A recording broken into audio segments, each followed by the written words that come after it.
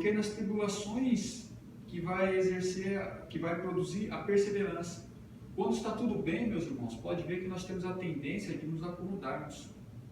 Quando nós não estamos sofrendo nenhum tipo de adversidade, qualquer um de nós temos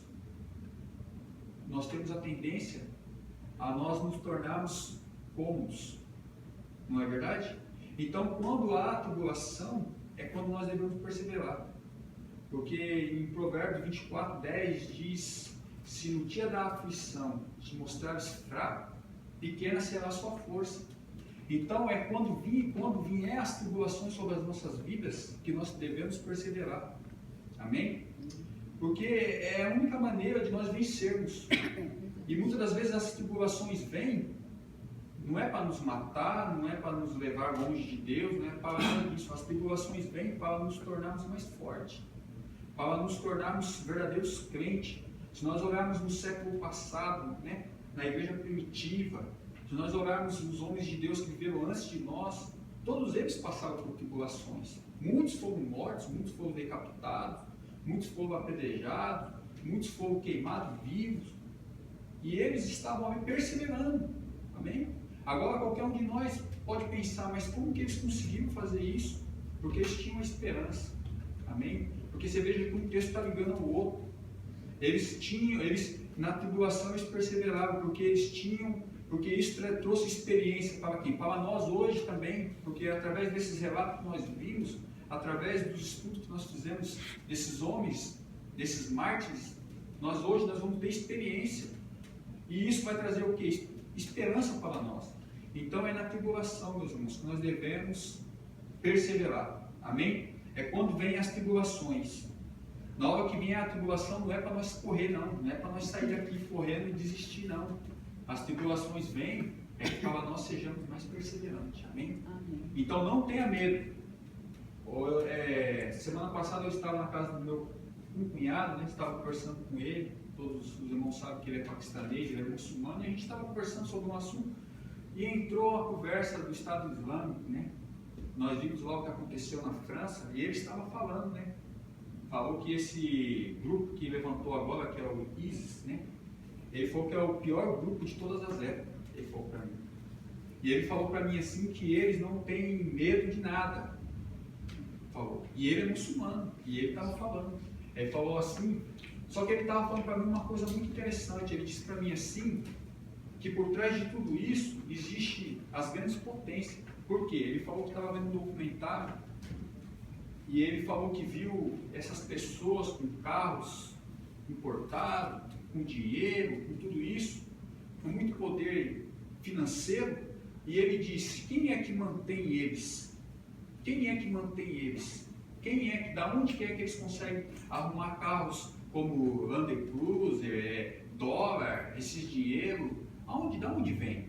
Aí ele estava falando para mim: são os próprios poderosos magnatas que sustentam eles. Então, o que eu quero dizer? Que nós não devemos ter medo das notícias que nós vimos. Nós não devemos ficar pensando, será que vai vir aqui no Japão também? Será que vai ter algum atentado aqui? Se isso acontecer, meus irmãos, saibam que Deus está no controle de tudo. Porque, como eu disse, no século passado, nós vemos a igreja primitiva, nós vemos ali no capítulo 8 de Atos, quando veio a perseguição que a igreja cresceu. Porque eles estavam ali em Jerusalém acomodados ali, eles estavam fazendo a obra de Deus ali, em uma cidade. Mas quando veio a tribulação, quando se levantou a tribulação ali, a perseguição contra os apóstolos, a igreja se espalhou. Começou pela Judéia, Samaria e depois ela se expandiu por toda a terra. Então muitas das vezes a perseguição vem, a tribulação vem para nós perseverarmos, para que nós venhamos a sair. Amém? Então nós não devemos ter medo. E eu falei que quando, né? Agora, por quê? Porque, como eu disse, isso vai gerar experiência. Porque um soldado que ele não é provado, ele não vai ter muita experiência. Ele vai ser sempre um soldado raso. Um soldado que não vai à guerra, ele nunca vai ser um grande soldado. Ele sempre vai ser aquele soldado de quartel. Ele nunca vai ser um soldado de batalha. Então, por isso que nós devemos perseverar, para que nós sejamos verdadeiros soldados de Cristo, amém? E é nos dias das aflições, é no dia da tribulação. Veja que um texto está coligado ao outro. tribulação gera perseverança, e a perseverança gera experiência. Quando nós perseveramos, nós estamos nos tornando mais experientes na obra de Deus, amém? E cada vez que nós vamos prosseguindo, perseverando, o próprio Deus vai nos acrescentando.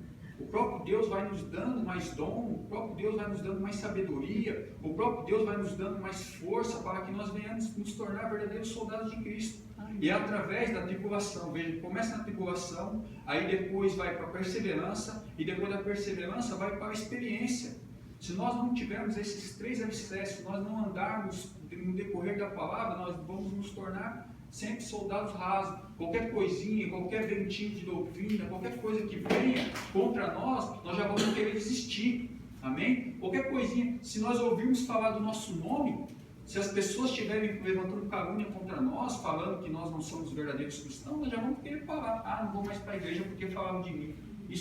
Quando é que nós vamos ser grandes soldados de Cristo? Se nós não aguentarmos as pessoas falarem do nosso nome, se nós não aguentarmos uma calúnia, como é que nós vamos combater os grandes combates? Como que nós vamos vencer grandes batalhas para a honra e a glória do nome do nosso Senhor Jesus? Então, por isso que a perseguição, que a provação gera perseverança, e a perseverança gera experiência. E a experiência, por sua vez, vai gerar esperança. Por quê? Porque quando nós estamos sendo perseverantes, nós estamos tendo experiência, e depois nós vamos ter esperança. E qual é a esperança? De um dia nós estarmos no céu, de tudo isso acabar, de todo sofrimento, de tudo isso que nós estamos passando, de toda a tribulação, de todos os levantes, de tudo aquilo que nós estamos sofrendo, vai acabar. Essa é a nossa esperança, amém? De um dia nós estarmos na glória com o nosso Deus, e naquele grande dia que nenhum de nós venha se envergonhar por ter desistido no meio do caminho. Veja lá em Hebreus, vamos para concluir, fazendo a obra, em Hebreus, capítulo 10,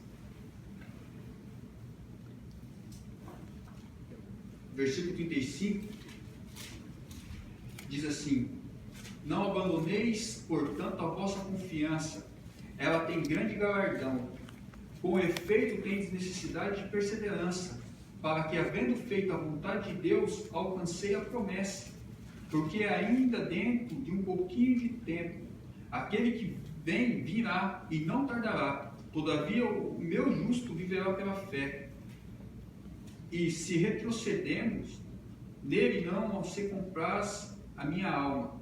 Nós, porém, não somos dos que retrocedem para a perdição. Somos, entretanto, da fé para a conservação da alma. Amém? Então aqui está o texto que fecha todo esse pensamento que nós tivemos nessa noite.